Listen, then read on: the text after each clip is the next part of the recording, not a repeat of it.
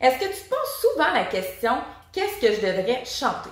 Qu'est-ce qui mettrait ma voix en valeur? Qu'est-ce qui serait mieux pour moi? Quel style musical je devrais chanter? En fait, il y en a tout plein de gens qui se posent ces questions-là. Alors aujourd'hui, j'y réponds et je te donne 3 clés dans ma capsule pour t'aider à faire des choix éclairés pour toi et pour ta voix. Mon nom est Trisha Turcotte, je suis professeure de chant et coach vocal ultra passionnée.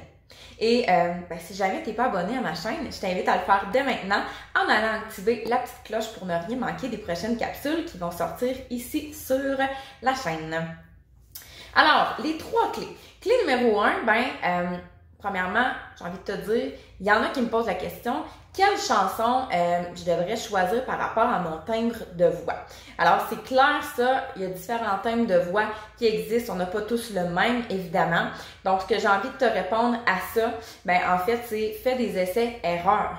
Donc, tu vas le voir, toi, avec ton type de voix, qu'est-ce qui correspond le mieux?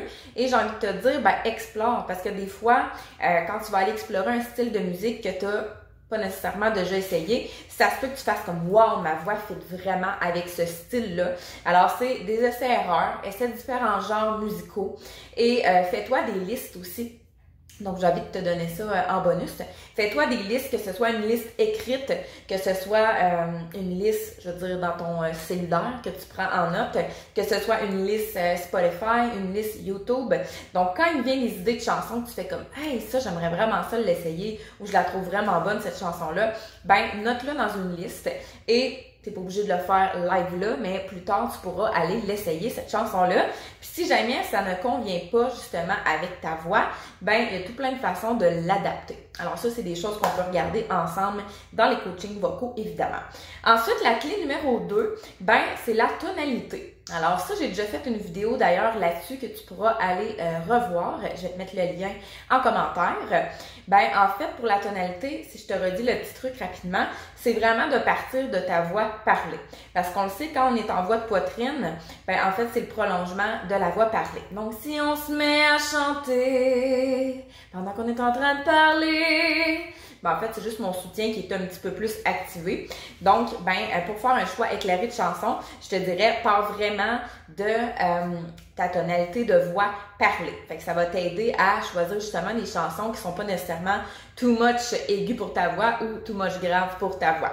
Fait que, encore là, on est dans l'essai-erreur, mais de choisir des chansons dans la bonne tonalité. Et n'hésite pas aussi à aller modifier la tonalité. S'il y a une chanson que t'aimes, puis tu te dis, je suis pas capable de la faire, c'est pas dans ma tonalité, il y a tout plein de façons d'adapter ça maintenant avec des logiciels ou si tu t'accompagnes à l'instrument, on peut aller jouer avec les tonalités, que ce soit avec un capot quand tu joues de la guitare. Donc, il y a plein de solutions à ce niveau-là. Donc, c'est une autre chose à laquelle je peux t'aider finalement. Et clé numéro 3, comment faire passer l'émotion, en fait les émotions. Moi, je te dirais, réfère-toi beaucoup à la roue des émotions. Alors, si tu écris ça dans Google, tu vas pouvoir trouver la roue des émotions. Moi, je l'ai aussi adapté avec mon gabarit à moi. Mais la roue des émotions, c'est que, en fait, il n'existe pas juste la joie, la colère, la tristesse. Il y a vraiment une grande panoplie d'émotions. Alors, dans la roue des émotions, ça va t'aider à aller un petit peu plus ajouter de la vie finalement à ta chanson et que ça soit pas monotone tout le long. Alors, roue des émotions. Puis en fait, comment faire passer l'émotion dans la chanson, c'est que faut que tu comprennes l'histoire. Alors, si c'est dans une autre langue, n'hésite pas à aller voir la traduction. Mais sinon, analyse qu'est-ce que la chanson veut dire. Sors les émotions, par exemple, pour chacun des paragraphes. Donc, ça va t'aider également. Alors, voilà. Alors, je te répète les 3 clés pour quand tu te poses la question, qu'est-ce que je devrais chanter? En fait, prends des chansons qui conviennent avec ton timbre de voix, clé numéro 1, mais n'hésite pas à faire des essais-erreurs. Ça fait partie de la game quand on chante, alors il faut essayer des choses. Clé numéro 2, tonalité. Alors, choisis des chansons qui conviennent bien dans ta tonalité, parce que si tu n'es pas habitué de les modifier, commence au début, si tu débutes, commence par choisir des trucs justement qui sont dans une bonne tonalité et par la suite, tu iras modifier avec un coach vocal ou si tu as plus d'expérience tout simplement. Clé numéro 3, c'est les émotions. Alors, Alors, choisis des chansons qui te parlent au niveau de l'histoire, au niveau des émotions. Donc, ça va être beaucoup plus facile justement pour l'analyser et pour aller mettre ta propre couleur et faire passer les émotions finalement au public qui t'écoute.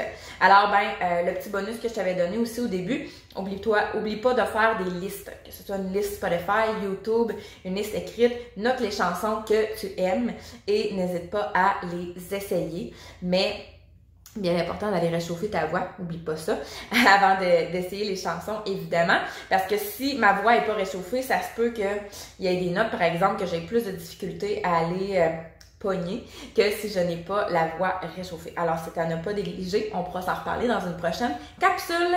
Alors, qu'est-ce que je devrais chanter? Ben, pose-toi toujours ces questions-là.